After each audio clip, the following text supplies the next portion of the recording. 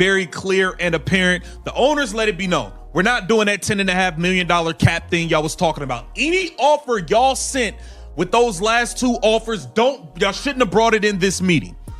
We're not doing a $10.5 million salary cap. We're not doing a 30% revenue sharing. You wasted your time getting on a plane if that's what you show. The owners have made it clear they're not agreeing to that $10.5 million cap. They're also rejecting the 30% revenue sharing plan. Now, it's becoming apparent that the players themselves aren't united. Some are pushing to strike, while others are ready to accept the deal and get paid. This is exactly what unfolds when a negotiation collapses in real time. Via Alexa Philippou, the WNBA and WNBPA met in New York City for about 3 hours today. The player delegation included Nneka Ogwumike, Alicia Clark, Brianna Turner, and Stephanie Dolson. Nafisa Collier and Kelsey Plum had travel issues and didn't make it to New York. Ogwumike and company declined to comment on the PA's way out. 3 hours. That's how long the WNBA Players Association sat face-to-face with league owners in New York City on Monday. The player delegation included Nneka Ogwumike, Kelsey Plum, Brianna Stewart, and others. This was the meeting they had been demanding for weeks. They wanted Adam Silver at the table. They wanted to bypass Kathy Engelbert and negotiate directly with ownership. They got exactly what they asked for, and it backfired spectacularly. According to multiple ESPN sources, the owners walked into the room and immediately rejected the players' latest proposal. No $10.5 million salary cap. No 30% revenue share. The message was crystal clear. If that's what you brought to this meeting, you wasted everyone's time getting on a plane. Clear. Let me see this right here. That the players, they was doing this whole we're on one front. We're all agreed and we're all in for everything. We're on the same page. No, you're not. No, you're not. No, you're not. And now it's coming out that the owners they stood their ground in this meeting and the players are now Here's where things get complicated.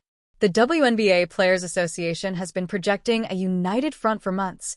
We stand together, we won't budge, and we authorize the executive committee to call a strike if necessary. Solidarity across the board. But that's not what's actually happening behind closed doors.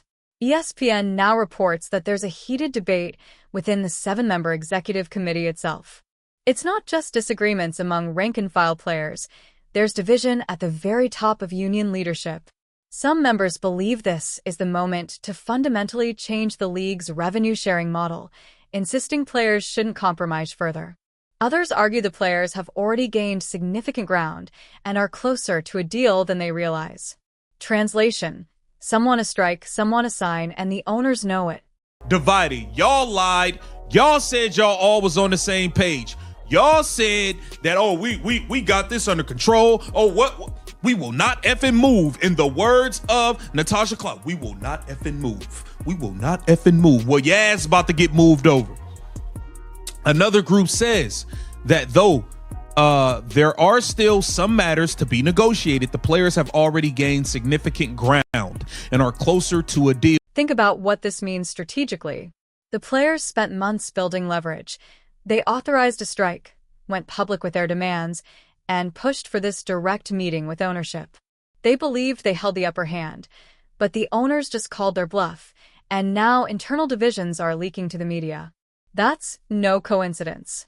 When your negotiating position starts to crumble, information begins to flow, sources start talking, and cracks become visible. Nneka Ogwumike walked out of that Monday meeting and declined to comment. That alone says everything about how it went. When negotiations go well, union leaders are eager to brief the media on progress. When they go poorly, you get nothing but silence. But it's clear that some of y'all don't. It's clear. So there seems to be a real divide amongst the players here. And let's be real. Am I surprised? No. Not surprised by this. We're not surprised by this. At the end of the day, these players have done everything they can to push the fans away and all of this stuff.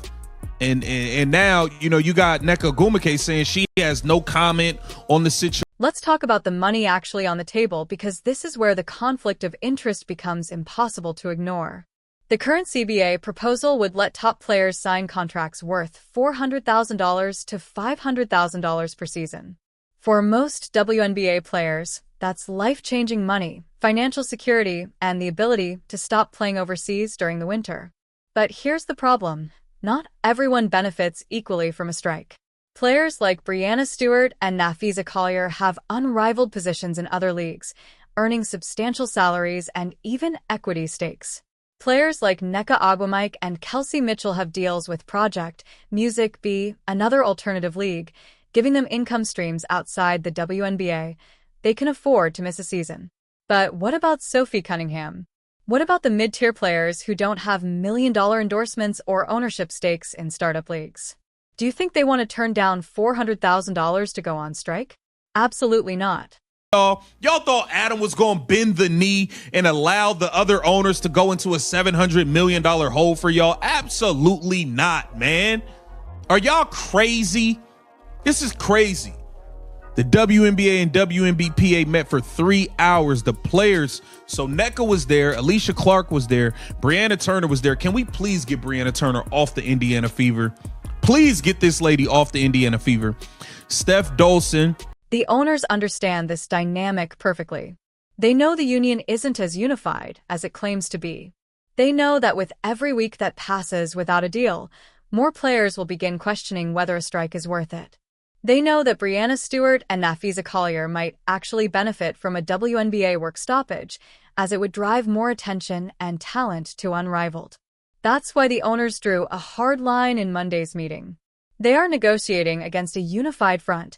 They're negotiating against a fractured coalition with competing interests, and they're betting the players will break before the owners do. The players wanted this face-to-face meeting because they believed direct access to ownership would shift the dynamic. They thought Adam Silver would intervene on their behalf. They thought NBA owners would be more sympathetic than Kathy Engelbert. They were wrong. The NBA owners aren't going to put their franchises $700 million in debt to meet the players' demands. That's not how business works. That's not how negotiations work. And the players just learned that lesson the hard way. Stuff maybe. So it probably was a good thing that the weather didn't allow them to get there. But, and you see, shout out to my boy Shane GT, man. We got to go live. He said WNBPA has horrible representation. Look, probably for the best fee didn't make it. She's not exactly disciplined in her messaging. So the delegation was made up of, in the grand scheme of things, nobody that has a following or even a big name, just people you would pass on in the street and not even recognize. Smart. Yeah. So that's what it is, man. But get down in the comments. Let me know what y'all think. Caitlin Clark said it publicly weeks ago. Both sides need to compromise and get this done. She wasn't talking to the owners. She was talking to the Players Association because she understands something the executive committee seems to have missed. The WNBA's leverage isn't infinite. The league is growing, but it isn't profitable yet.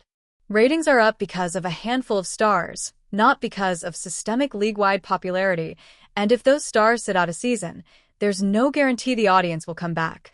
The players keep pointing to record viewership numbers as proof they deserve a bigger share, but the owners are looking at the actual financials.